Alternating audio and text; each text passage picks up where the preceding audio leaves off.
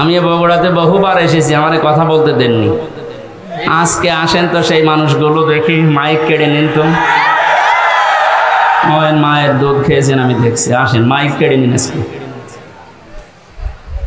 যারা আলেমদের এই 15.5 বছর মাইক কেড়ে নিয়েছেন, কোরআনের কথা বলতে দেননি, আপনি মুসলমান নাম করলেও আপনি কাফের, কারণ ওটা কাফেরদের চরিত্র। কোরআন মানুষকে শুনতে না দেওয়া এটা কাফের চরিত্র। وقال الذين كفروا لا تسمعوا لهذا القرآن والغوا فيه لعلكم تغلبون। আল্লাহ তাআলা 1500 বছর আগে কাফেরদের চরিত্র দিয়েছেন। আবু জেহেল সংসদে পর্যন্ত এই আইন পাশ করেছিল, সব চলতে দাও, কোরআনের আলোচনা যেন মোহাম্মদ করতে না পারে, যেখানে করবে বাধা দাও। এই যে অলগাও দিয়েছেন আল্লাহ, হট্টগোল বাধাও, ঢোল ডুগি তবলা বাজাও, পরিবেশ নষ্ট করে দাও, মানুষ যেন কোরআনের আলোচনা শুনতে না পারে। অলগাও ফিহি লাআল্লাকুম তাগলিবুন, আশা করা যায় তোমরা গালেব হবে, বিজয়ী হবে। এ ধারণা কাফেরদের। কাদের? 1500 পরে দেখলাম এই ধারণা অনেক মুসলমানদের ভেতরে প্রবেশ করেছিল। ওরা মনেই করতো এই যে কোরআন শুনলেই বুঝি আমাদের চেয়ার নাকে আবার উল্টিয়ে যায়। কথা বলেন না কেন? সুতরাং যে মানুষগুলো এই ধারণা নিয়ে, এই চিন্তা ভাবনা নিয়ে কোরআনে বাধা দিয়েছিলেন, আপনার আর আবু জেহেলের ভেতরে পার্থক্য এই শুধু নামের। কিসের পার্থক্য? কোনো পার্থক্য এই একটাই, নামের। নামে মানুষকে মুসলমান নিয়ে, মানুষকে জান্নাতে নিয়ে যেতে পারবে? বলেন। সুতরাং এতদিন যা করেছি সরাসরি হয়তো কেউ বলেনি যে আমি কোরআন বন্ধ করে দেব, কিন্তু এমন এমন পরিবেশ তৈরি করে দিয়েছে, 14 জায়গায় অনুমতি নেওয়া লাগতো। এই যে ভাইরা বসে আছে, জিজ্ঞেস করেন তো, ওনারা কোনোদিন চেয়েছে যে কোরআনের আলোচনা এদেশে বন্ধ হোক? ওনাদেরকে দিয়ে বন্ধ করতে বাধ্য করেছে উপরে অনেক জালেম এরম বসা ছিল। এমন এমন মানুষকে বসিয়েছে, নামে মুসলমান, কামে সব কাফেরদের মতো। 14 জায়গায় যদি অনুমতি নেওয়ার জন্য মানুষ একটা তাফসির মাহফিল করবে, কোরআনের আলোচনা করবে, 14 জায়গায় যদি অনুমতি নেওয়া লাগে, ওর ধৈর্য কোলাবে? শেষ পর্যন্ত হাল ছেড়ে বলবে দরকার নেই, মমতাজকে নিয়ে এসে 5টা জায়গা আনতে দে। সরাসরি কিন্তু বলতো না যে তাফসির মাহফিল হবে না। তো এমন এমন সিস্টেম করে দিয়েছিল মানুষ যেন ও পথে না হাঁটে। তাহলে এই সিস্টেমগুলো যারা করেছিল এরা কোরআনের ভাষায় কাফের। এরা কি বলেন? কাফের মারা গেলে জানাজা দেওয়া হয়, কবরে দেওয়া হয়, দোয়া করা হয়। তাহলে এগুলো যদি মরে যায়, আমার মনে হয় এদের জন্য এগুলো বন্ধ করে দেওয়া দরকার। কারণ ও এমনি জাহান্নামে যাবে, ও এমনিতেও জাহান্নামে যাবে, ও যাক, ওরে আরো লাথি দিয়ে ফেলে দিন, যান।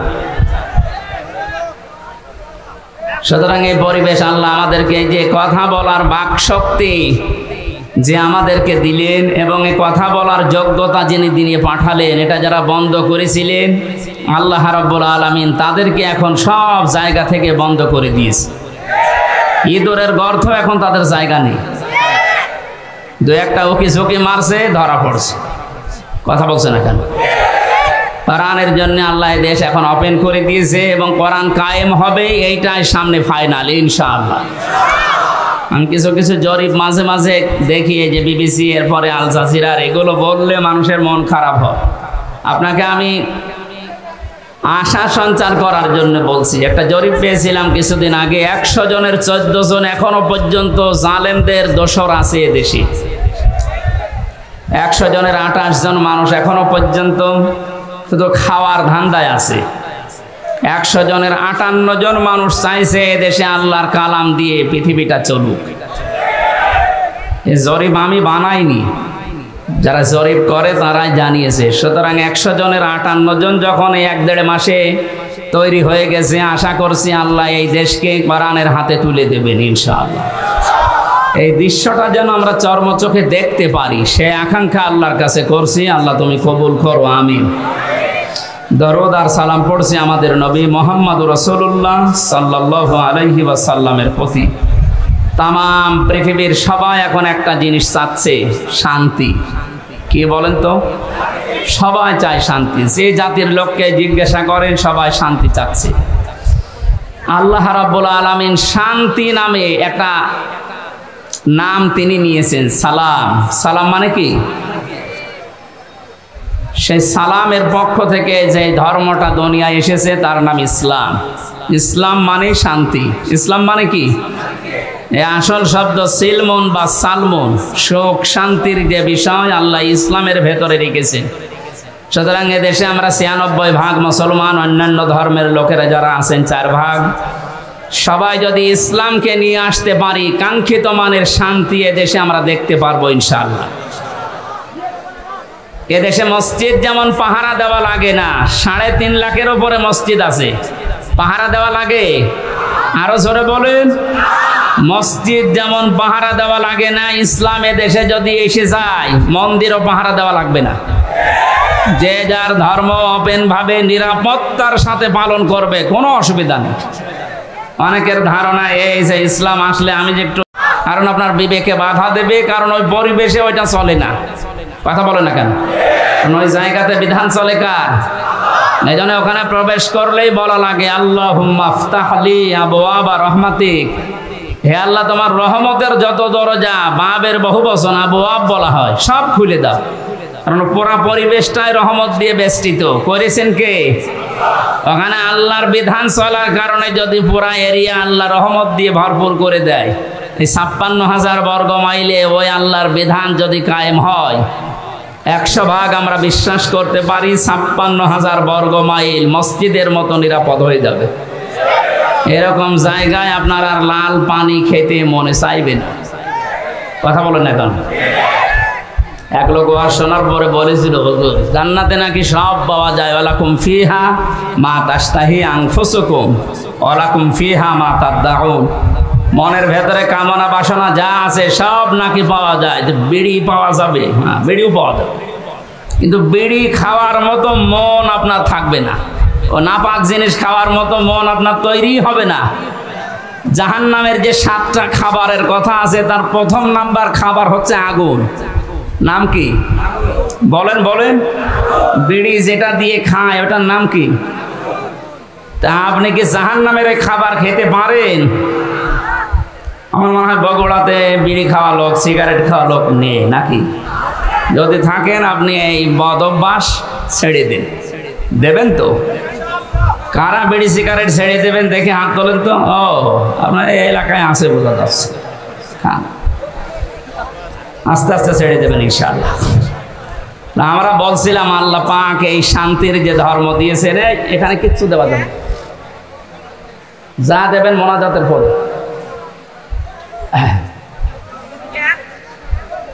শান্তির জন্য আজ বিভিন্ন ধান্দা করা হচ্ছে, বিভিন্ন জায়গায় আমরা ধর্ণা দিচ্ছি। আল্লাহর পক্ষ থেকে শান্তির যে বিধান আমাদের কাছে এসেছে, ইন্নাদ দীনা ইনদাল্লাহিল ইসলাম। পৃথিবীতে যদি কেউ শান্তি পেতে চায়, তার মনোনীত যে পাঠানো ইসলাম, এইটার কাছে আত্মসমর্পণ করা লাগবে। কথা বলেন না কেন? সুতরাং ওপেন ভাবে বলছি, দেশে যদি শান্তি, সর্বাত্মক ভাবে আমরা শান্তি, স্বস্তি, নিরাপত্তা চাই, ইসলামের বিকল্প কিচ্ছু নেই।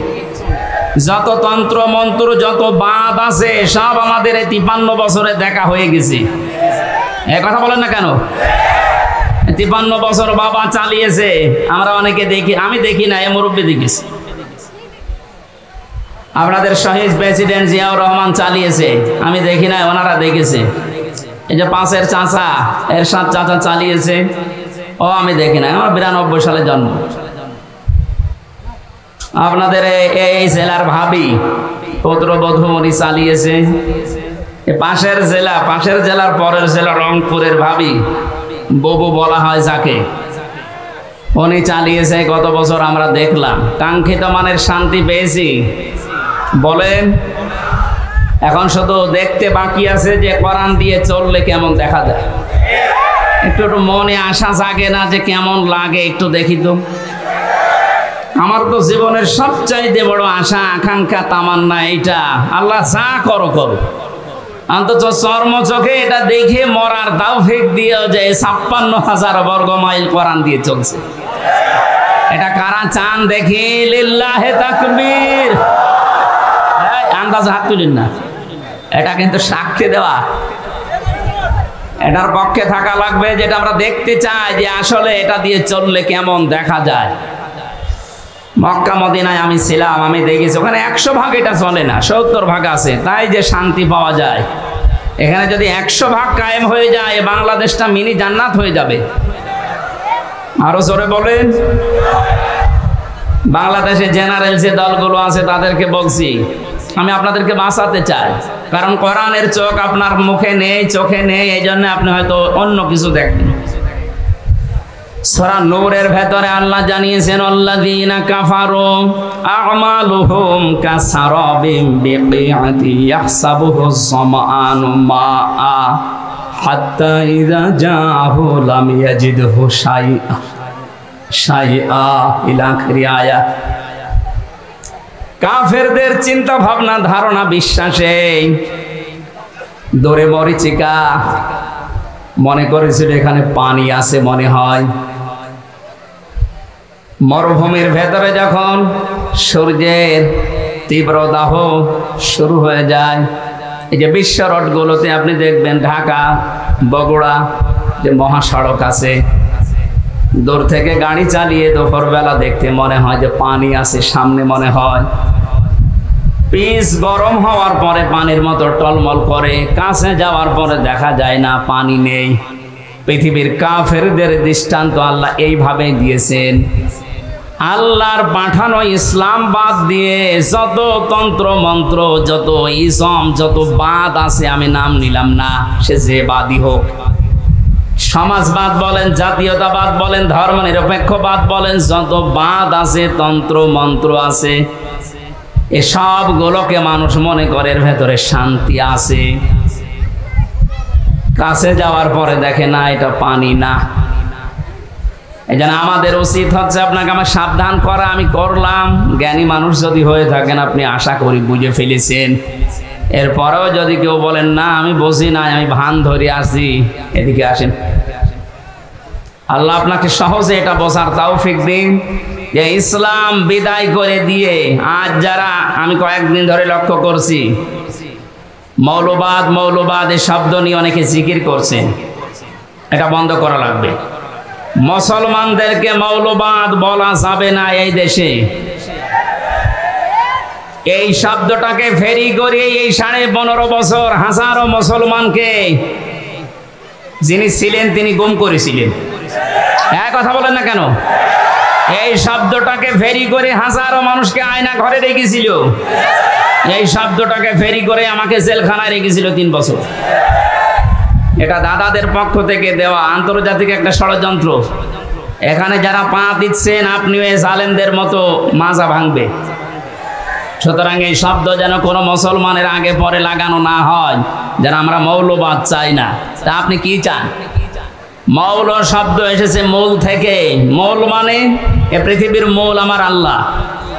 এক কথা বলেন না কেন? মূল হচ্ছে নবীজি। আল্লাহ নবী যদি না থাকে তে থাকবে কি? সুতরাং এই পৃথিবীতে মৌলবাদ, এটাকে যদি কেউ গালি দেয় সে যেন সরাসরি আল্লাহকে গালি দেয়। গালি হিসাবে এটা ব্যবহার করা না, এই ফেরি আর করা যাবে না। আপনি ষড়যন্ত্রে পা দিয়ে আবার না জানি কোন বিপদ ডেকে আনতে চাচ্ছেন। বুঝে হোক না বুঝে হোক, এটা যদি কেউ করে থাকে, এই শব্দ যেন আর কারো মুখে আমরা না শুনি। কথা বুঝতেছেন? গত 2 দিন দেখতে পাচ্ছি দিল্লি থেকে বিশ্বনবী মোহাম্মদ রাসূলুল্লাহ এবং তার জামাই হযরতে আলীকে নিয়ে ব্যঙ্গাত্মক করে কার্টুন ছাপিয়েছে, অপমান করছে। হঠাৎ করে কয় এতদিন তো আমরা কিছু দেখলাম না, হঠাৎ এখন সাগান দিল, মানে এ সরসরি আপনাকে কে দিচ্ছে? বাংলাদেশে এখন ওনাদের দুর্গা পূজা শুরু হবে, একটা দাঙ্গা লাগানোর চেষ্টায় আছে। ওরা মনে করছে বাংলাদেশের মুসলমানেরা এই দৃশ্য দেখে যদি এই সংখ্যালঘু যাদের নাম বলা হয়, কিসের সংখ্যালঘু? এদেশে কোনো সংখ্যালঘু নেই, সবাই আমরা সংখ্যাগুরু। কথা বলেন? এদেশে জন্ম নিয়েছে যে সে এই দেশের মালিক। ওরা মনে করেছে এই কথা তুলে দিয়ে এখন ওরা আলোচনা করবে, সমালোচনা করবে, শেষ পর্যন্ত কিছু মন্দিরে হামলা করবে। না, আমরা অত পাগল না। এদেশে যারা মুসলিম সত্যিকার অর্থে, তারা মন্দির ভাঙা তো দূরের কথা, অন্যান্য ধর্মের দেবতাকে গালি দেওয়াও কোরআন নিষেধ করেছে। এজন্য আমরা সতর্ক থাকবো, ওদের ওই সমস্ত ফাঁদে যেন আমরা পা দিয়ে আমাদের দেশকে আবার আন্তর্জাতিকভাবে টার্গেটে ফেলে না দেয়। অনেকে অতি উৎসাহী হয়ে ইসলাম মানি এই কথার ধান্দা নিয়ে কিছু কিছু কাজ এমন ভাবে দেখাচ্ছে, আন্তর্জাতিক মিডিয়া তো বসে নেই ষড়যন্ত্র করার জন্য। ওরা কিন্তু এমন এমন কিছু কাজ করে শেষ পর্যন্ত ডক্টর মোহাম্মদ ইউনূসকে দিয়ে এই শব্দগুলো যারা ফেরি করেছিল, এই জঙ্গিবাদ মৌলবাদ, এগুলো আবার আমাদের ঘাড়ের উপরে চাপিয়ে, আমি বাকিটা বলতে পারলাম না, দুঃখিত। এই জন্য আমরা সংক্ষিপ্ত এবং আমরা সাবধান সতর্ক থাকবো ইনশাআল্লাহ। আমি ইঙ্গিত দিয়েছি, আল্লাহ যেন আমাদেরকে বোঝার তৌফিক দেন, বলেন আমিন। যারা চাচ্ছেন এদেশে ইসলাম বিদায় করে অন্য কিছু দাঁড় করিয়ে আপনি শান্তি পাবেন না, আমেরিকা শান্তিতে নেই। কে বলেছে শান্তিতে আছে? ইসলাম যেখানে নেই সেখানে মুক্তি নেই। কথা বলেন। এক দোকানদার তার কর্মচারী রেখেছিল নাম ইসলাম। নাম কি? তার একটা মেয়ে ছিল নাম শান্তি। ইসলাম আর শান্তির মাঝে মাঝে দেখা হয়, শেষ পর্যন্ত মন দেওয়া নেওয়া হয়ে গেছে। দোকানদার টের পেয়ে ডাক দিয়ে বলছে, বেটা তুমি গরিব মানুষ, আমার বাড়িতে কাজ করে খাও, আমার দোকানের কর্মচারী আমার মেয়ের দিকে নজর দিয়েছো, আচ্ছা করে পিটিয়েছে। ইসলাম মনে মনে ভাবতেছে, মালিক আমার মেয়ের সাথে মিল করার কারণে আমারে মারধর করলে এই শান্তি কতদিন তোমার বাড়ি থাকে আমি না দেখে দম নেব না। স্টেশনে বগুড়ায় যে কল দিয়েছে, শান্তি তুমি কোথায়? বসে বাড়িতে, সাজগোজ করে চলে আসো, আজকে পালানো লাগবে। ইসলামের কথা মতো শান্তি সব কিছু নিয়ে পালিয়েছে। সকালবেলা এই লোকটা রাস্তায় দৌড়াচ্ছে আর এলাকার মানুষকে বলছে, আমার শান্তি গেল কোথায়? লোকজন বলছে, শান্তি গেল কোথায় মানে? যে আমার মেয়ে শান্তিকে আমি খুঁজে পাচ্ছি না। লোকজন ডাক দিয়ে বলে, বেটা তোমার দোকানের সে কর্মচারী ইসলাম কোথায়? ওকে তো আমি মারধর দিয়ে বের করে দিয়েছি। মানুষজন বলে, তুমি কি মাথা খারাপ না পাগল? ইসলাম মারধর ধরে বের করে দিলে এখন শান্তি তালাশ করো? ইসলাম যেখানে আছে শান্তি ওখানে গেছে। এইটা আজ যারা বের করে দিতে যাচ্ছেন, এইটা বের করে দিলে এসে আর কিছু থাকবে না। কারণ এখানে ৯৬% মুসলমান। কত ভাগ? নামাজ কালাম কম পড়তে পারি, কিন্তু আল্লাহ রসুলের বিরুদ্ধে আমরা এ দেশে অন্তত ৯৬% মানুষের কেউ নেই। কথা বলে ঠিক কিনা?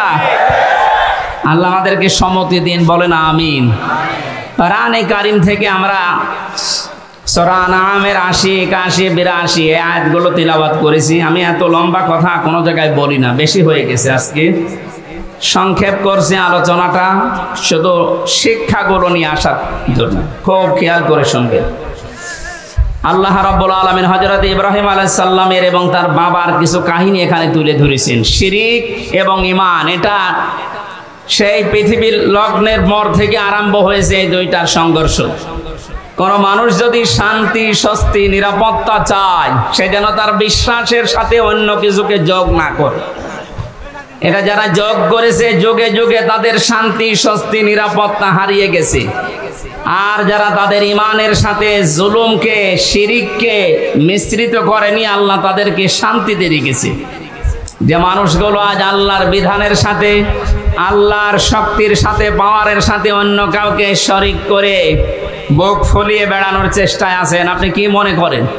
আপনি বাতিলের পক্ষে, আল্লাহর বিরুদ্ধে অবস্থান নিয়ে কোনো ভয় নেই, চিন্তা নেই, আর আমি আল্লাহর পক্ষে অবস্থান নিয়ে ভয় করব, আপনি এই কথা মনে করেন? আল্লাহ ওইটা আমাদেরকে শুনিয়েছে। রব্বুল আলামিন বলেন, কাইফা আখাফু মা আশরাকতুম ওয়া লা তাখাফুনা আন্নাকুম আশরাকতুম বিল্লাহি মা লাম ইউনাজ্জিল বিহি আলাইকুম সুলতানা। ১৫০০ বছর আগে আয়াতটা নাজিল হয়েছে। আমি আয়াতের তাফসীর যখন পড়ি আমার মনে হয় বাংলাদেশ দেখি আল্লাহ এই মাত্র নাজিল করেছে। এদেশে বহু মানুষ আজ ইসলামপন্থী যারা, এদের কথাগুলো তারাও বোঝে, তারাও দেখে এদের কাজ কারবার। দেখার পরেও মানুষগুলো না দেখার মনে হয় ভান করে থাকে। এরা চায় আল্লাহর একাত্মবাদ, আল্লাহর ওয়াহাদানিয়াতকে দেশে প্রতিষ্ঠা করতে। আর মানুষগুলো আল্লাহর বিপক্ষে অবস্থান নিয়ে আল্লাহর আইনের বিপক্ষে নতুন আইন তৈরি করে শিরক করে আর বুক ফোলাতে। আল্লাহ তাআলা নবীজিকে দিয়ে বলাচ্ছেন, হে নবী আপনি এই কথাটা মানুষকে জানানো, কাইফা আখাফু, কেমন করে আমি ভয় করি, মা আশরাকতুম, যা তোমরা শরীক করো, ওয়ালা তাখাফুনা আন্নাকুম আশরাকতুম বিল্লাহ, তোমরা আল্লাহর সাথে শরীক করে তার সাথে অংশীদার স্থাপন করে ভয় করো না। আর আমরা আল্লাহর একত্ববাদ এই দুনিয়ায় প্রতিষ্ঠা করতে গিয়ে ভয় পাবো কোন কারণে? তোমাদের পক্ষে কোনো দলিল নেই, সব মন গড়া কথা। আর আমি যেটা করতে চাই এটার পক্ষে আমার আল্লাহর পক্ষ থেকে দলিল আছে। শান্তি, স্বস্তি, নিরাপত্তা এইটা দেওয়ার একচ্ছত্র মালিকানা দুনিয়ার কেউ না। কার বলেন তো? ফাইদুল ফারিকাইন আহাক্কু বিল আমনি, এই দুই দলের ভেতরে নিরাপত্তা পাওয়ার জন্য সবচাইতে বেশি হকদার কারা? ইন কুনতুম তা'লামুন, যদি তোমাদের জানা থাকে বলো দেখি। এ প্রশ্ন জুড়ে দিয়ে আল্লাহ নিজেই জবাব দিচ্ছেন, আল্লাযীনা আমানু ওয়া লাম ইয়ালবিসু ঈমানাহুম বিযুলমিন উলাইকা লাহুমুল আমনু ওয়া হুম মুহতাদুন। এই পৃথিবীতে শান্তি, স্বস্তি, নিরাপত্তা এ শব্দটা তাফসিরে বারবার আমি লেখা পেয়েছি, এই জন্য উচ্চারণ করছি। তামাম দুনিয়ার মানুষ কিন্তু এইটা চায় যে আমি শান্তিতে থাকতে চাই, আমি স্বস্তি চাই, আমি নিরাপত্তা চাই। আল্লাহ বলেন এটা আমি শুধুমাত্র নির্ধারিত করে দিলাম তাদের জন্যে যারা দুনিয়ায় ঈমান আনে। জোরে বলেন সুবহানাল্লাহ। প্রশ্ন আসতে পারে, আমার তো ঈমান আছে তারপর আমি শান্তি পাই না কেন? না, ঈমান যদি কেউ আনে, পরবর্তী শব্দ হচ্ছে ওয়ালাম ইয়ালবিসু ঈমানাহুম বিযুলমিন, সেই লোকটা যেন তার ঈমানকে জুলুমের সাথে মিশ্রণ না করে। আজ এই 15.5 বছরের দিকে আমরা তাকিয়ে দেখছি, অনেক উন্নয়ন আমাদের চর্মচোখে দেখানোর চেষ্টা চালানো হয়েছে, কিন্তু মানুষগুলো ঈমানের সাথে জুলুমকে, শিরককে মিশ্রিত করার কারণে আল্লাহ শান্তি, স্বস্তি, নিরাপত্তা সব উঠিয়ে নিয়েছে। আমার কথার অর্থ বোঝেন? সুতরাং আমাদের ঈমান আছে তখন আমরা শান্তি পাবো, যে সময় আমাদের ঈমানের সাথে নিরাপত্তা, স্বস্তি ফিরে আসবে, ওই সময় আমাদের ঈমানের সাথে যখন জুলুম মিশ্রিত না হবে। 15.5 বছরে যে প্রকার জুলুম হয়েছিল তার একটু বাস্তব উদাহরণে আয়না ঘরটা। দুনিয়ার আমি কিচ্ছু বাদ, সব কিছু বাদ দিয়ে দিলাম, শুধু এতটুকু যদি আপনার বিবেক থাকে ভাবেন তো, একটা মানুষকে 1 দিন 2 দিন 5 দিন না, একটা জীবিত মানুষকে 8 বছর মাটির নিচে 3.5 হাত ঘরের ভেতরে, কোনো আলো বাতাস, কোনো শব্দ নেই সেখানে। আমি নিজেও 10 দিন ছিলাম। 8টা বছর মানুষকে ওখানে রেখে দিয়েছে, যার ইশারায় যে মানুষগুলো এর সাথে জড়িত। মাঝে মাঝেই ভাবতাম আল্লাহ যারা আমাদেরকে পাহারা দিয়ে গেল, এরা বাড়িতে যে ঘুমায় কি করে? এত বড় ভয়ঙ্কর, এত বড় কঠিন জায়গায় ওরা তো দেখে গেল, পাহারা দিয়ে গেল। আমার সাথে একজন ছিল জেলখানায়, মুফতি ফখরুল ইসলাম। উনি আমার মাঝে মাঝে বলতো, হামজা ভাই, আমরা যখন এই আয়না ঘরে নিয়ে যাই, এই পায়ের ভেতর দিয়ে আমার হাত লাগিয়েছে, পায়ের ভেতর দিয়ে হাত লাগিয়ে সামনে যে লোহার রড দেওয়া ছিল, এই খাঁচা, লোহার এই খাঁচার সাথে হাত দিয়ে সামনে আমার তালা লাগিয়ে দিয়েছে। 1টা 2টা দিন না, 3 মাস একাধারে এইভাবে রেখেছে। তাও 24 ঘন্টা শুধু 1.5 মিনিট 2 মিনিট সময় দিত টয়লেট করার। খাবার যা দিত মাঝে মাঝে মনে হচ্ছে খাবার কেউ মাখিয়ে দিয়েছে।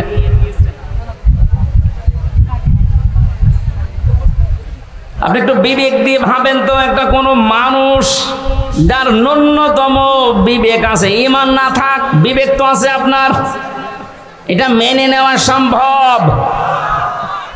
আপনি দাবি করছেন আমার ঈমান আছে, আমি তো শান্তি স্বস্তি নিরাপত্তা পাই না।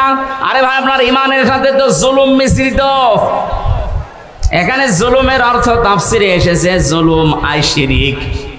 যাদের ঈমানের সাথে জুলুম মিশ্রিত থাকবে, শিরিক মিশ্রিত থাকবে, তাদের জীবন থেকে আল্লাহ শান্তি তুলে নেবে, স্বস্তি বাদ দিয়ে দেবে, নিরাপত্তা আল্লাহ নিজে তুলে নেবে। বলেন নাউজুবিল্লাহ। এই জুলুমের যখন একেবারে শেষ হয়ে যায়, তখন আল্লাহ পাক ধরেন। কালকে একটা আয়াত পেয়েছিলাম কোরআনে কারিমে, আমি এর আগেও পড়েছি, কিন্তু আগস্টের 5 তারিখের সাথে দেখলাম আয়াতটা 100 ভাগ মিলে গেছে। সূরা আনআমের 44 নম্বর আয়াতটা, ফালাম্মা নাসু মা যুক্কিরু বিহি ফাতাহনা আলাইহিম আবওয়াবা কুল্লা শাইইন।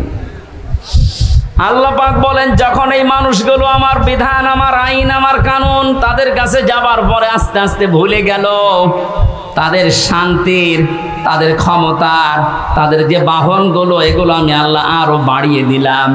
লাফাতাহানা, আমি আল্লাহ খুলে দিলাম। ফাতাহানা আবওয়াবা কুল্লা শাইইন হাত্তা ইযা ফারিহু বিমা উতু। আমার এই নিয়ামত পাওয়ার পরে মানুষগুলো আরো বেশি আনন্দিত, এত আনন্দিত হয়েছিল যে পেছনের কোনো কথা তাদের আর মনে ছিল না। আয়াতটা নাযিল হয়েছে 1500 বছর আগে, অথচ 15.5 বছরের সাথে মিলালে আমার মনে হচ্ছে মিলে যাচ্ছে। 2006 সালে এই অক্টোবরের 28 তারিখে যারা পিটিয়ে মানুষ হত্যা করে ড্যান্স দিয়েছিল লাশের উপরে, এটা দেখার পরে ওই সময় আমি চিন্তা করেছিলাম, আল্লাহ এরাও মানুষ? আমার মনে হয় না। কোন জায়গা থেকে যেন একবার তাফসির মাহফিল শেষ করে বাড়ি যাচ্ছিলাম, বাসের পেছনে ছিলাম বসা, ড্রাইভারের মাঝখানে দেখলাম রাস্তায় একটা কুকুর পড়ে আছে মরি। ড্রাইভার সাহেব মাঝখান দিয়ে না দিয়ে বাম দিয়ে চালিয়ে দিল, তো গাড়িটা ঝাঁকি দিয়ে উঠেছে। ড্রাইভারকে বললাম, ভাই আপনি এমন করলেন কেন? ড্রাইভার আমারে বলে, হুজুর আপনি দেখতে পাচ্ছেন না যে একটা কুকুর মরে পড়ে আছে? আমি মরা কুকুরের ওপর আবার গাড়ি চালিয়ে দেব, আমার বিবেক নেই? আমি বললাম, ভাই এত মরা কুকুর, ও মরে গেছে, ওকে মারলে কি আর না মারলে কি? ড্রাইভার আমার দিকে ঘুরে বলছে, হুজুর আপনি কি আসলে হুজুর? আপনি কেমন হুজুর? আপনি দেখছেন একটা জিনিস মরে গেছে, আমি ডবল করে আবার মারবো, আমার বিবেক নেই? আর গায়ে থাবা দিয়ে বললাম, এই কথাটা শোনার জন্য আমি ছিলাম। একটা মরা জিনিস ডবল করে মারা যায় না, আপনার বিবেকে এটা সায় দিচ্ছে। অথচ বাস্তবতায় দেখেন, এই দেশে অনেক মানুষকে আমরা দেখেছি জীবিত মানুষ পিটিয়ে মারার পরে লাশের উপরে ড্যান্স দিচ্ছে। আপনার মতো বিবেকও তাদের নেই। আপনি একটা কুকুরকেও, মরা কুকুর আবার ডবল করে মারতে চান না, আর ওরা জীবিত মানুষকে হত্যা করে লাশের উপরে ড্যান্স দেয়। ওরা কোন মানুষ?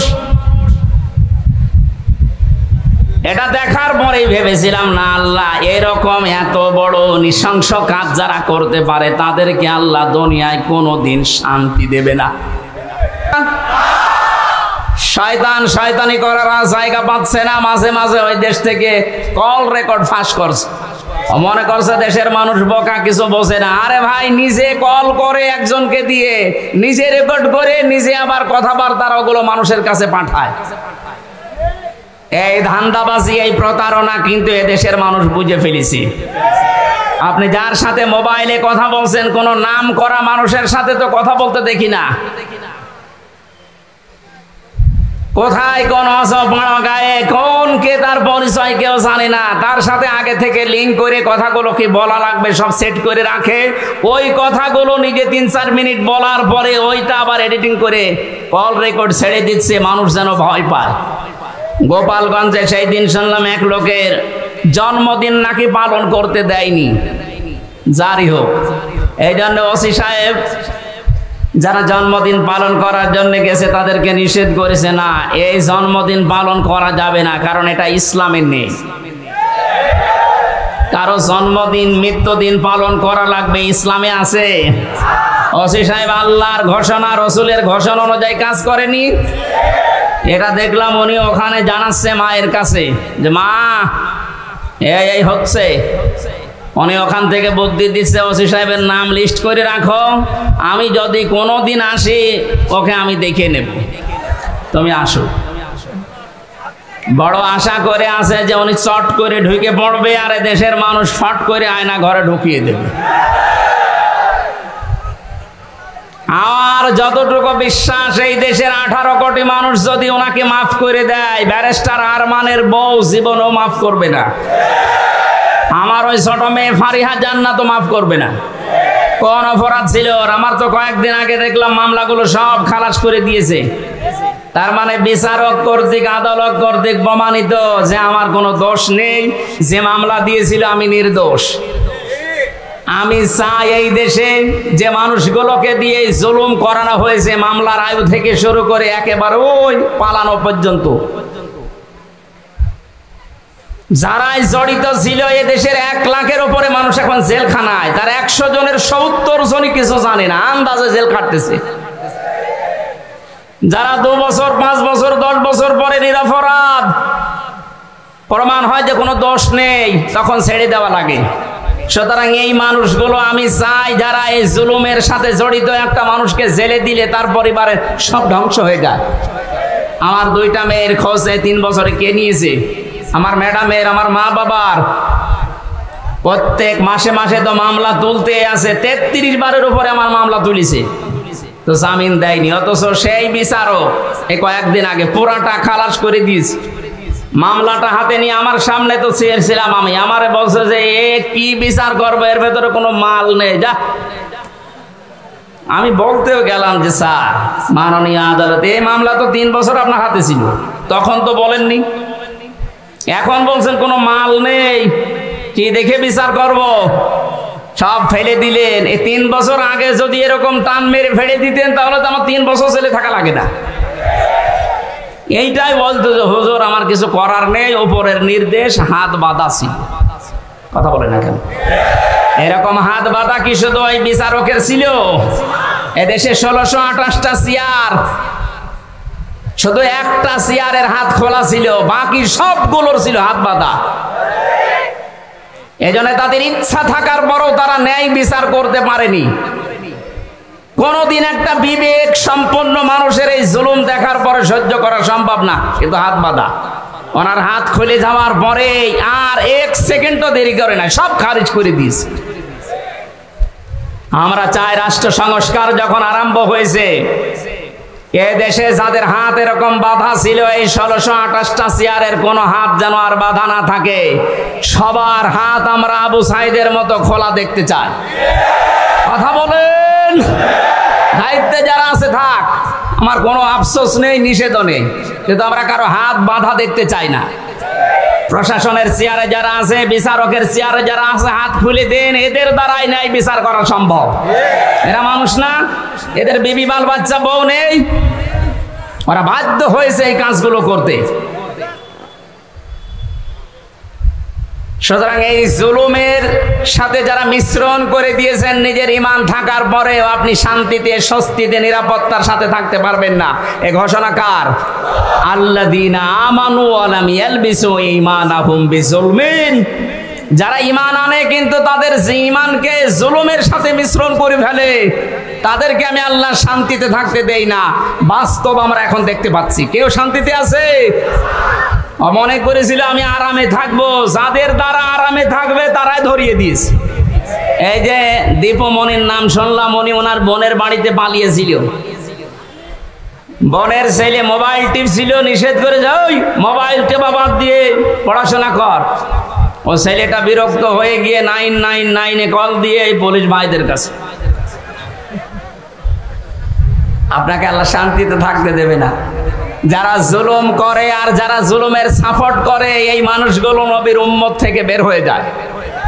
কত বড় কথা লেখা লক্ষ্য করেন, যারা জুলুম করে আর যারা জেনে শুনে জুলুমের সাপোর্ট করে এরা নবীর উম্মতের বাইরের লোক। এদেশে আমরা অনেককে এরকম দেখতে পেয়েছি।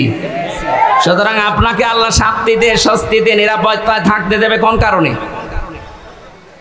বিডিআর বিদ্রোহর নামে হাজার হাজার মানুষকে বিনা কারণে তাদের মুখের ভাষা, তাদের মুখের কান্না, চোখের পানি দেখলে আল্লাহর আরশ পর্যন্ত কেঁপে যায়। 3 বছরে 900-র উপরে বিডিআরের সাথে আমার দেখা। কত মানুষ 1 মাস পরে রিটায়ার্ড হয়ে বাড়িতে যে বউ বাচ্চা নিয়ে থাকবে, অথচ 14 বছর জেল খাটতেছে। রাতে তাহাজ্জুদ পড়তে যখন উঠতাম দেখতাম এই মুরব্বী মানুষ, এরকম মুরব্বী মানুষ 14 বছর জেলে আছে। রাতের বেলা ঘুমের ভেতরে ঘুম থেকে উঠে এমন একটা আওয়াজ দিত, আমার মনে হয় আরো সে চলে যায়। 60 বছর 65 বছরের এই মুরব্বী মানুষ চোখের পানি ফেলে কাঁদতো, হামজা ভাই জীবনের 1 মাস পরে রিটায়ার্ড হয়ে যেতাম, বিনা কারণে কিচ্ছু জানি না। যদি শাস্তিও দিয়ে দিত মাত্র 7 বছর জেল হইতো, অথচ 15 বছর পড়ে আছি। কি জবাব দেবেন আপনি এই জুলুমের?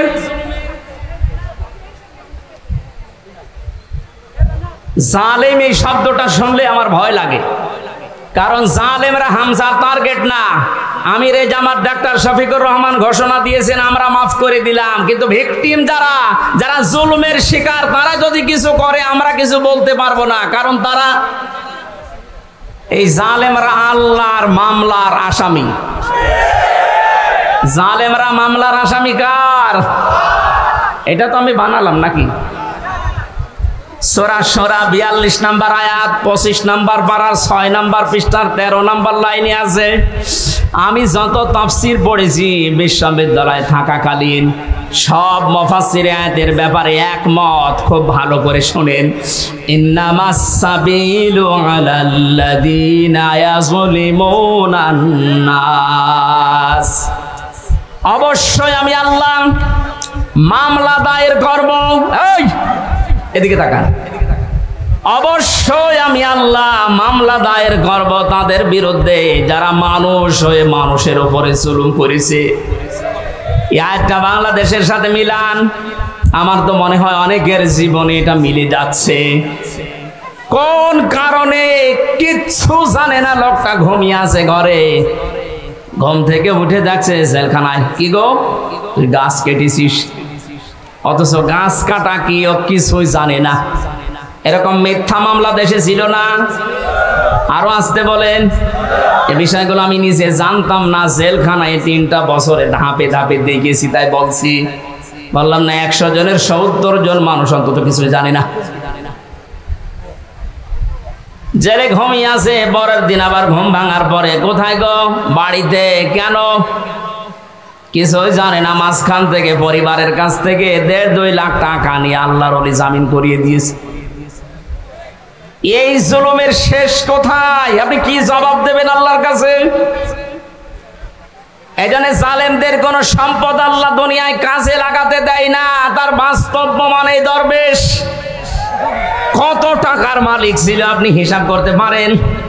কি হয়েছে তার টাকাগুলো? এখন শানের উপরে ঘুমানো লাগে।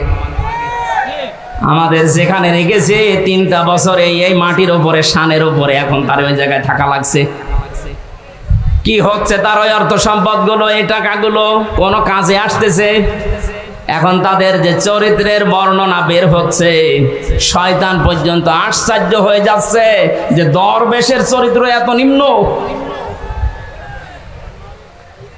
এই জন্য আমাদের সাবধান হওয়া উচিত। আমি আজটার বাস্তব প্রমাণ দিয়েই বলছি, এদেশে শেখ হাসিনা থেকে শুরু করে যারা তার দোসর ছিল সবাই আল্লাহর মামলার আসামি। মামলার বাদী যত বড় হয় মামলা মেটানো তত কঠিন হয়। এক কথা বলেন না কেন? আমার মামলার বাদী যদি আমার সত্যি কথা বলছি কোনো সলিমদ্দি হতো, আমি যদি আকিস গ্রুপে চাকরি করতাম, আপনার কয় টাকা লাগতো? টাকা দিয়ে হলে আমি 2-3 দিনে বের হয়ে চলে আসতাম। কিন্তু এমন মানুষ বাদী, এই জন্য 33 বার ওঠার পরও মামলার জামিন হয়নি। উনি বিদায় নেওয়ার কয়েকদিন পরে জামিন সব শেষ। সুতরাং এখানে বাদী কিন্তু যিনি পালিয়েছে উনি না, হামজাও না, মামলার বাদীকে। আপনি দেখেন আপনার দ্বারা আবার জুলুম হয়ে যাচ্ছে না তো? আজ অনেকে নিজের স্ত্রীর উপরে জুলুম করছি, পরিবারের উপরে জুলুম করছি, স্ত্রী হিসাবে স্বামীর উপরে জুলুম করছি। আল্লাহর নবীর স্ত্রী তার স্বামীকে অভয় দিত, স্বামী আমার ভয় পাবেন না, ইন্নাকা লা তাসিলুর রিহমা। এই পৃথিবীতে যারা আত্মীয়তার সম্পর্কগুলো ঠিক রাখে তাদেরকে আমার আল্লাহ কখনো ভয় দেখান না। জোরে বলেন সুবহানাল্লাহ।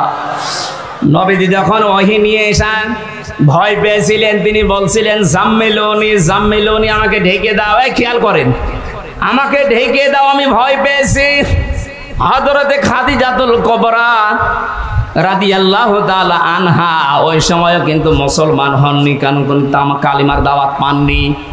ওই সময় তিনি নবীজিকে ডাক দিয়েছিলেন, ইয়া আবাল কাসেম, হে কাসেমের পিতা, কাল্লা, কখনো না, আল্লাহি, আল্লাহর কসম, মা ইখজিকাল্লাহু আবাদান, কখনো আল্লাহ আপনাকে লাঞ্ছিত অপমানিত ভয় দেখাতে পারে না।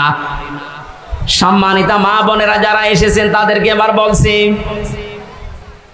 হযরতে খাদিজাতুল কুবরা বিশ্ব নবীকে ওই দিন 5টা বিষয় শুনিয়েছিলেন ভয় না পাওয়ার কারণ হিসাবে।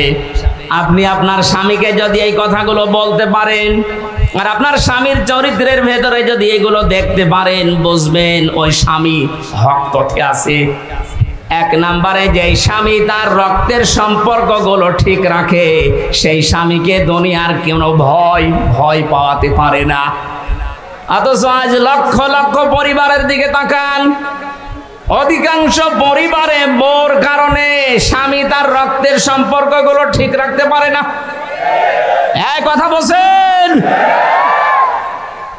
স্বামীর রক্তের সম্পর্ক ছিল তার ফুফুর সাথে, তার চাচার সাথে, তার ভাইয়ের সাথে, তার বোনের সাথে। এমন বউ পেয়েছে নামাজ পড়ে, রোজা রাখে, কালো বোরকা পরে, কিন্তু এগুলোর সাথে আমার আসল সম্পর্ক যেগুলো হক আদায় করা দরকার এগুলো করতে গেলে ওর আর মন পাওয়া যায় না। এমন বউ দেশে নেই। আপনি নামাজ রোজা কালো বোরকা পড়ে জাহান্নামে যাবেন। নবীজি জানিয়েছেন, কোন স্ত্রী লোক যদি চায় যে তার স্বামীর হায়াত আরো বেড়ে যাক, তার স্বামীর মান সম্মান, টাকা পয়সা, অর্থ সম্পদ, প্রভাব প্রতিপত্তি, ক্ষমতা দুনিয়ায় বাড়তেই থাক, তাহলে সেই মহিলা যেন সব সময় তাকিদ দেয় তার স্বামীকে, স্বামী তুমি যা করো না কেন সম্পর্কগুলো রক্তের ঠিক রাখো। কিন্তু আজ হাজারো পরিবারে এরকম মহিলা পাওয়া যাচ্ছে না, অথচ নামাজ পড়ে। এক কথা বুঝতেছেন না? মা বোন যারা এসেছেন, নবীর স্ত্রীর মতো এই চরিত্র আপনাদের থাকা লাগবে, তারপরে খাদিজার সাথে জান্নাত। আপনার স্বামীকে আপনি সব সময় তাকিদ দেবেন, সাহায্য করবেন, তুমি যা করো করো, কিন্তু নিজের স্ত্রী হয়ে আমি তোমাকে বলছি যতগুলো সম্পর্ক আছে রক্তের, আমাদের যা হয় হোক, এদের সাথে ঠিক রাখো, আল্লাহ নিজে পুষিয়ে দেবেন। সুবহানাল্লাহ বলে। 2 নম্বরে হযরতে খাদিজা বলেছিলেন, অতাহমিলুল কাল্লা, হে স্বামী, কখনো আপনাকে আল্লাহ ভয় দেখাতে পারেন না, কারণ আপনি মানুষের বোঝা হালকা করে দেন। এই শব্দটা আমি এতদিন পর্যন্ত ভালো বুঝতাম না, এখন গভীরে চিন্তা ভাবনা করে দেখছি যে এর ভেতরে এত কথা খাদিজা বলেছিলেন। হে স্বামী, আপনি মানুষের বোঝা হালকা করে দেন, এটা নবীর চরিত্র ছিল, তিনি বোঝা হালকা করে দিতেন। আর আমরা এমন উম্মত হয়ে দাঁড়িয়েছি, মানুষের বোঝা হালকা করা দূরের কথা, মানুষের বোঝা আরো বাড়িয়ে দিচ্ছি। 850 বছর আগে পালিয়েছিল লক্ষণ সেন, আর তার পেতাত্তা পালিয়েছে 5 আগস্টে। উনি যাওয়ার সময় বলে গিয়েছে সেনাপ্রধানকে নাকি, যে যাবার পরে এমন এমন কাজ তোমরা করবা যেন এদেশ 2 মাসের বেশি টিকতে না পারে। এতটুকু বললেও হয়তো। বারবার এখন মানুষকে উনি জানাচ্ছেন যে দেশ আর 1 মাসের বেশি চলবে না, কিভাবে চলে আমি দেখব, কারণ আমি যা করে এসেছি এত ঋণ এ দেশের মানুষ শোধ দিতে পারবে না। এত ঋণের বোঝা আপনি রেখে গেলেন, আমার মেয়ে হয়েছে কয়েকদিন আগে, 7-8 দিন হয়ে গেল, ওর মাথার উপর এখন 1 লাখ টাকা ঋণ। কি আমি বানিয়ে বলছি? এদেশের প্রতিটি মানুষের মাথা পিছু ঋণ এখন 1 লাখ। ঋণের বোঝাগুলো দিয়ে গেলেন আপনি, নবীর উম্মত দাবি করেন, 14 বার নাকি হজ করেছেন। কি করেছেন আপনি? নবীর আদর্শ ছিল তিনি মানুষের বোঝা হালকা করতেন, আর সবার বোঝা আপনি দিয়ে গেলেন। আগস্টের 5 তারিখের আগে কত মানুষের পরিবার ধ্বংস করেছেন, কত মানুষের হাত নেই, পা নেই, চোখ নেই, অন্ডকোষ পর্যন্ত নেই। এ মানুষগুলো এখন পরিবারের বোঝা। এই কথা বোঝেন? এই বোঝাগুলো যিনি বানিয়ে গেলেন উনি নবীর উম্মত হতে পারেন? আরো জোরে বলেন না। নবীর উম্মত যে না, সে নবীর উম্মত না, সুপারিশ পাবে। আমাদের কাজ হবে আমরা মানুষের বোঝা হালকা করব। ডাক্তার শফিকুর রহমান এইটাই করে বেড়াচ্ছে সারা দেশে। যত মানুষ শহীদ হয়েছে 1880 জনের তালিকা আমরা পেয়েছি। প্রত্যেক পরিবারে 2 লক্ষ করে টাকা দিয়ে আসতেছে। টাকাওয়ালা মানুষ দেশে আর নেই। কিছুটা হলেও তো তাদের বোঝা হালকা হচ্ছে। এটা নবীর উম্মতের কাজ। কার কাজ? যারা মানুষের বোঝা হালকা করে দেয় তাদের ভয় আল্লাহ দূর করে দেয়। এই জন্য ওনার কোনো ভয় আছে?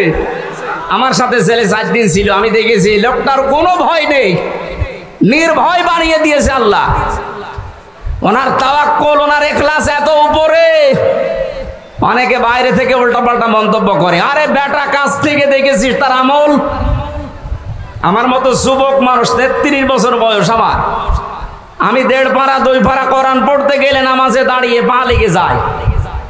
আর ওনার এক একটা সেজদায় দেখতাম তাহাজ্জুদের নামাজে 40-45 মিনিট 1 ঘন্টা কাটিয়ে দিচ্ছে। আপনি সমালোচনা করেন বাইরে বসে বসে। সারা দেশের মানুষের ভেতরে একটা মহব্বত আলাদা ভাবে আল্লাহ ওনার প্রতি তৈরি করে দিয়েছে, এমনি এমনি না। 15.5 বছর তো খেদমত করার নাম নিয়ে, তার উপর তো মানুষের মহব্বত নেই, আরো যত ঘৃণা জন্মিয়েছে। কারণ মানুষের বোঝা তিনি তৈরি করে দিয়ে গেছেন এই দেশে। আর ইনি চেষ্টা করছেন মানুষের বোঝা যেন হালকা করা যায়। এই কথা বলেন না কেন? দলমত নির্বিশেষে আমাদের উচিত হবে নবীর উম্মত হিসাবে যদি দাবি করি, মানুষের বোঝা যেন আমরা হালকা করে দিতে পারি। বলেন আমিন। কত রকমের বোঝা দিয়ে গেলেন। আমার তো বোঝা ছিল পরিবারে। 3টা বছর ওরা কি খেয়েছে না খেয়েছে আমি কিছুই জানি না, কারণ আমি যোগাযোগ বিচ্ছিন্ন ছিলাম। আমার ফাঁসির কন্টেম সেলের ভেতরে পুরাটা যোগাযোগ বিচ্ছিন্ন করে রেখে দিয়েছে, কেউ কথা বলতে পারবেন না। বাইরের মানুষগুলো বেঁচে আছে না জীবিত আছে। আমি জেলে থাকাকালীন আমার দাদা মরেছে, আমার নানা মারা গেছে, আমার নানি মারা গেছে, আমার একটা চাচাতো ভাই মরেছে। আমি কিচ্ছু জানি না, 3 বছর পরে জানলাম তোর মরে গেছে। আপনি কোন কারণে কষ্টটা দিলেন? কি অপরাধ করেছিলাম আমি? কোরআনের কথাগুলো সঠিকভাবে তুলে ধরতাম, এইটাই আমার অপরাধ। অথচ আপনি এমন এমন মামলা আমার নামে দিয়েছে, শয়তানও বিশ্বাস করে না। এই সিরাজগঞ্জের কনসেলে নাকি আমার ওয়াজ শুনি সংসদ ভাঙতে গেছে তরবারি নিয়ে। আরে বেটা, তরবারি নিয়ে সংসদ ভাঙা যায়? বোম মারলে ওড়ে না। এই যে সংসদের লোক বসে আছে না, তরবারি নিয়ে ভাঙা যায়? ওই মামলা দিয়ে কে কে বলেছে, বলে আমির হামজার ওয়াজ শুনে আমি উদ্বুদ্ধ হয়ে এসেছি। সেই পাগলকে দেখা হয়েছিল জেলখানা। এই আমার নাম বললি কোন কারণ? আমারে বলতে বলেছে। বলেন সুবহানাল্লাহ। বেচারকে মামলার যেই দিন ঢেসমেশ করে দিল ওই দিন হাসছিল। ও যে একটা মামলা হইল, কোন পাগল কোথায় কি করেছে? আমি যে এই কথা আপনি এই 3 বছর পরে বললেন, এটা যদি সেই প্রথম যখন মামলা উঠেছিল 7-8 দিন পরে ওই সময় বলে দিতেন যে না, এ মামলার কোনো ভিত্তি নেই, 3টা বছর আমার বাইরের জীবনে থাকা লাগতো, এই ভেতরে থাকা লাগতো না।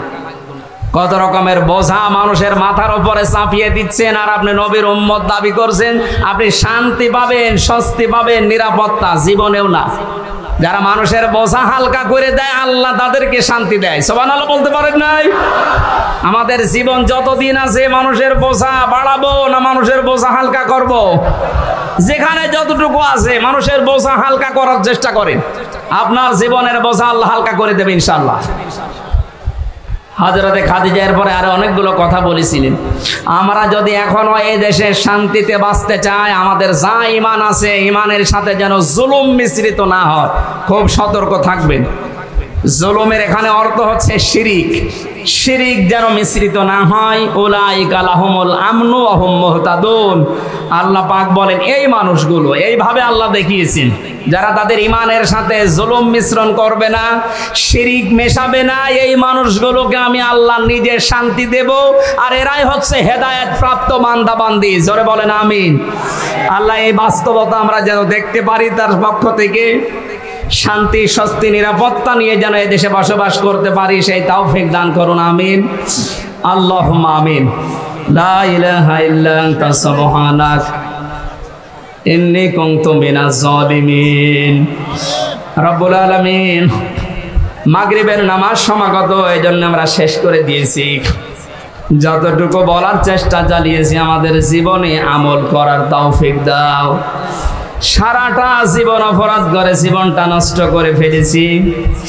আমাদের অপরাধের দিকে তাকালে হয়তো তোমার মাফ করতে ইচ্ছে করবে না। মাথা নিচু করেন, চক্ষু বন্ধ করেন, নিজের অপরাধগুলো স্মরণ করেন। কোরআনের অনুষ্ঠানে এসে আমরা সবাই স্বীকৃতি দিচ্ছি মানুষের সামনে, জনগণের সামনে ওপেন ভাবে, আল্লাহ আমরা অপরাধী, মেহেরবানি করে আমাদের অপরাধগুলো পাল্টিয়ে তুমি নেকি বানিয়ে দাও। ফাউলাইকা ইউবাদদিলুল্লাহু সাইয়্যাতিহিম হাসানাত। তোমার কোরআন জানিয়েছে, যারা কোরআন শুনতে এসে তাওবা করার নিয়ত করে, ভালো হওয়ার নিয়ত করে যায়, আমি আল্লাহ তাদের অপরাধগুলো পরিবর্তন করে ওই জায়গা নেকি দিয়ে পাল্টিয়ে দেয়। এখান থেকে বাড়ি যাওয়ার আগে যেন আমাদের জীবনের অপরাধগুলো মাফ হয়ে নেকি হয়ে যায়। বলেন আমিন।